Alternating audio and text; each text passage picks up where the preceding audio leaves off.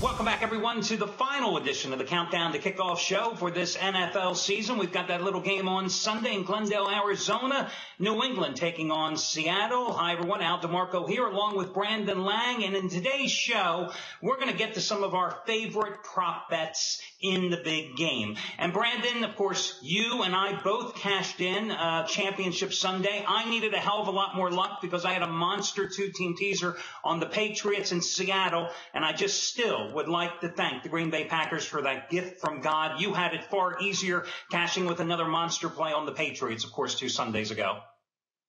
Yeah, it was funny. I was looking at the Seattle Green Bay game, and something just told me that game was going to be a little fishy. Something told me that there was going to be some crazy stuff going on in that ball game. For me, I just like the value was with New England. You know, 150 dime winner, number 8 in a row with Ohio State in the national championship game, set the table for number 9 in a row on Sunday, and having beaten the Colts 3 times prior by 21, 23, and again by 35, I just felt it's more of a matchup problem and a personnel problem than anything else. Until Indy adds some new players, they're going to continue to get beat on. So it was a good, rock-solid win. I did think about teasing it. I really did. But for me, I loved New England that much as 150 dimer number 9 in a row. So for me, it's a matter, is the Super Bowl going to be 150 dimer number 10 in a row, or are we going to go max wager 200 dimer? So, but again, the teaser was rock solid. Did need some luck, but as we always say, Al, better to be lucky than good. Absolutely. That's the bottom line. As long as you cash the winning ticket, they don't ask you how you cashed the winning ticket. They just pay you out no matter what.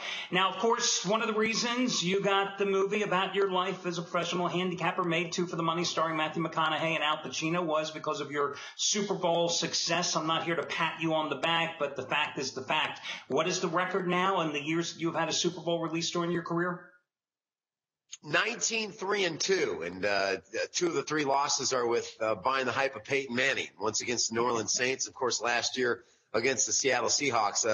Just the wrong side of the game, no doubt about it. Wrong side with Denver and wrong side with Indy over the Saints. Now, the Pittsburgh-Green Bay Super Bowl that I lost, I'll go to my grave saying Pittsburgh plus 3.5 was the right side. If people remember that game, 5 minutes to go, Green Bay's up 3, backed on their own 19-yard line, 3rd and 11.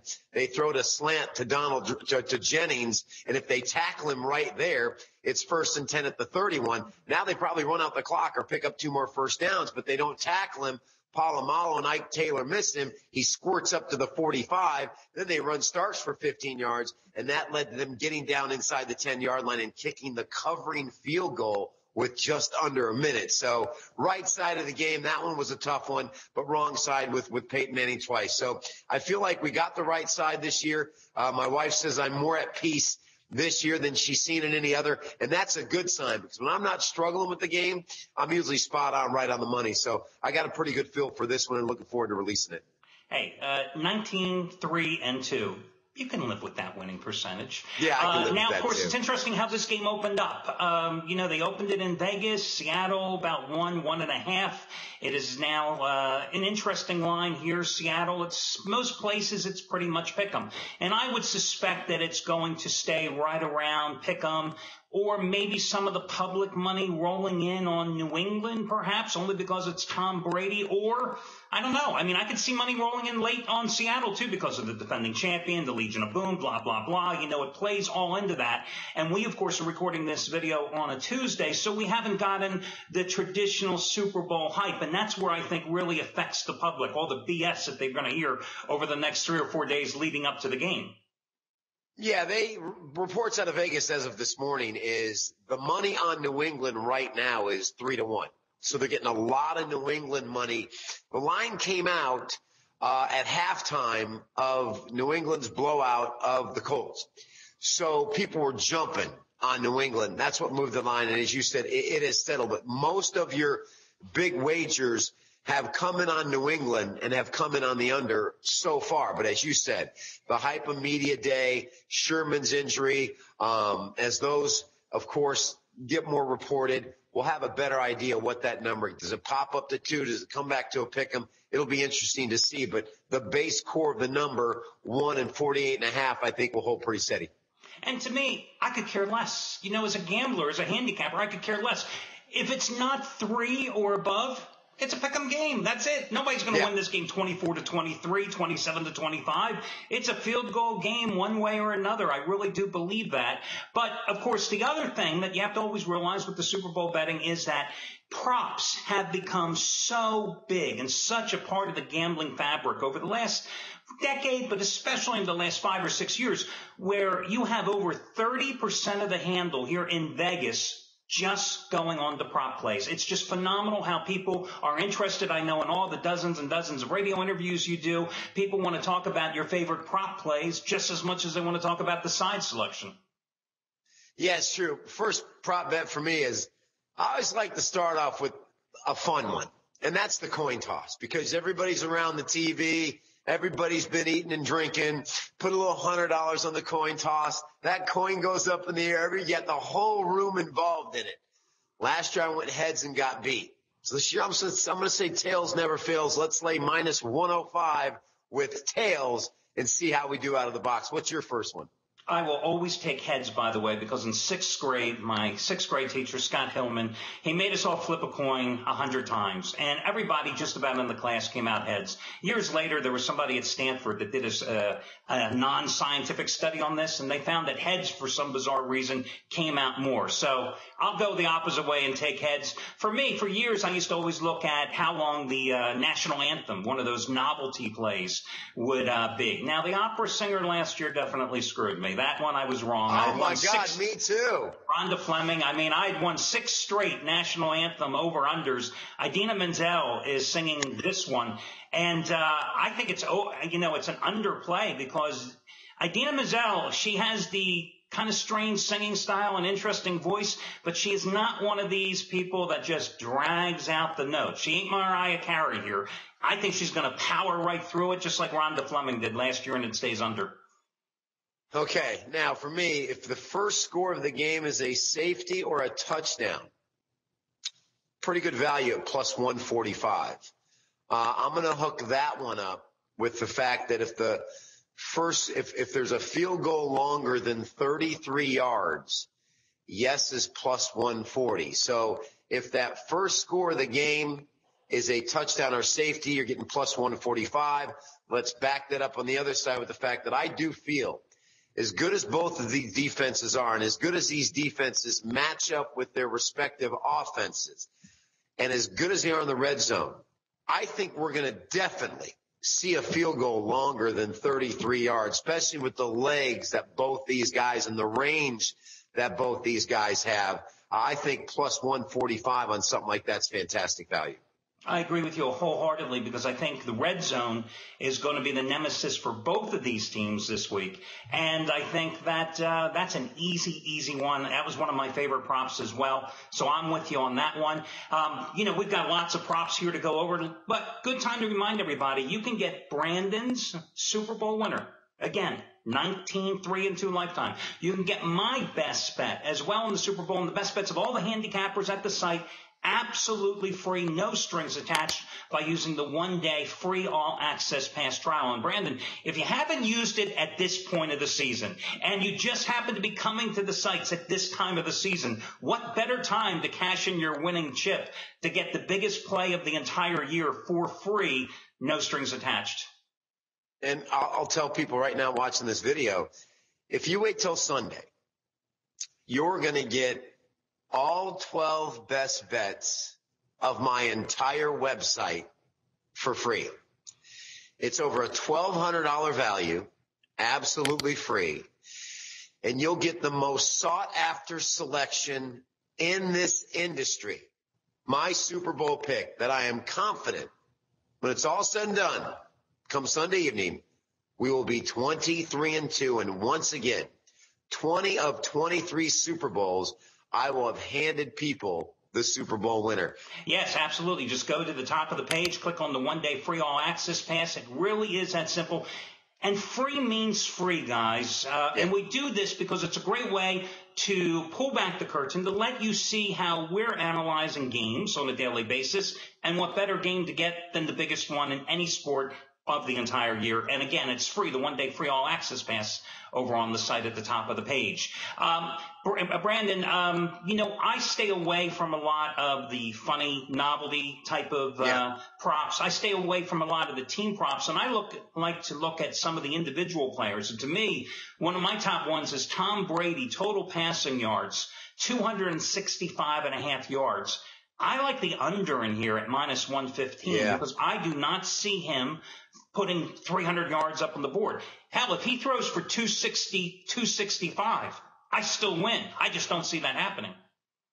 No, I think both these teams, with as opportunistic as these defenses are, they've got to be smart enough to want to run the football. They just have to be, because you can't, against both these pass rushes, you can't drop back and throw the ball 40 times a game. And if Tom does throw the ball, they don't have a deep down the field threat. It's the dink and dunk, the underneath stuff, get the ball out of his hands quick because he's not mobile in the pocket. Now, Seattle's going to jump those routes, as we know. So look for New England to do things creative to get their receivers some separation. But in a defensive-minded game where field position's so critical, I agree. I love that. I didn't look up the number. When you said Tom Brady passing yards, in my mind, I said about 230. You said it was 265. I was like, my God, I definitely love that play. Let me tell you something. Both these teams will come out feeling each other out. I don't see a score in the first 3.5 minutes, and the no score in the first 3.5 minutes is plus 130. I think that's incredible value again of two teams. I could see both teams coming out, pick up one first down, punt, 2 running plays. You're past 3.5 minutes right there. That's how fast the clock moves. I think Vegas missed it on that one with no score in the first 3.5 minutes, plus 130. Yeah, I always equate the big games like this, the marquee matchups, kind of like a boxing match where both guys come out in the first ring, they just size up each other. And I agree, for 3 minutes, ain't nobody scoring in this game unless it's a kickoff return or something bizarre like that. Here's another one with Tom Brady. Pass attempts. The over-under is 37.5. And I just have a feeling that the Patriots are going to try to establish the run here, which will keep the pressure off of Brady. I don't see him throwing more than 37 passes in this game. So I don't like it as much as the under in the passing yards, but I do like the under in the pass attempts. Well, staying along that same lines, Russell Wilson's pass yards, 220. And I just don't see Seattle's receiving core running loose on that Patriots secondary when T.Y. Hilton, Reggie Wayne, Fleener, they couldn't get open on those guys. Granted, I know the game was in Foxborough, and I know they kind of got some pass rush onto Andrew Luck, but there was really no separation. And we all know Russell Wilson does about more damage with his legs than he does his arm in moving the chain. So I think I think both quarterbacks, you're under 265, mine under 220, rock solid. And I do feel that both defenses, again, match up so well. My last prop bet on the board is if the first half ends in a tie, it's 16-1. I could see a 7-7, a 10-10, a 6-6. I have no problem rolling the dice getting 16-1 on a first half tie, because just to conclude our prop bet segment, Vegas puts the game at a pick'em. They're telling you it's going to be a close game. We have no clue. It wouldn't surprise me if this game went to overtime. Just like every Patriots Super Bowl, if you look at their 5 Super Bowls, every game's been close. The field goal by Vinatieri, the overtime against Carolina, the backdoor touchdown by Philadelphia, and the 2 losses to the Giants by 4 and by 3. So all the games are right there. 16-1 for a tie. I'll roll the dice in the first half. Okay, my last one would be actually based on the running back for the Patriots, LeGarrette Blount, who was just a beast against the Colts. I look at the 2 numbers for him. Over-under for total rushing yards, 62.5. I like the over. And then in total rushing attempts, 14.5. This might be the gift from God. They are going to give him more than 14.5 carries, and minus 120. That's a good one. Yeah, I That's just a good don't one. think I like that. Yeah, because if the Patriots don't establish the run, Brady could have a long, long day here. But listen, guys, again, you can get all the prop plays from all the handicappers, My Best Bet, Brandon's award-winning Super Bowl selection for free. Just check it out on the site, the one-day free all-access pass. And Brandon, it's been a good season. We will probably come back and do some type of show here for March Madness in a month and a half or so, because it's just around the corner. It's like the Super Bowl ends and then boom, basketball, you're here. But it's been a good season, and of course we'll be joining you next year here on the Countdown to Kickoff show as well. Yeah, I'll tell you what, you and I both are we love football. We love handicapping football. But if you get us in a bar and you want to sit down and have a conversation, we're basketball junkies too. And I think you and I both have always almost handicapping football comes pretty easy for us. But we love the college basketball every night, breaking it down.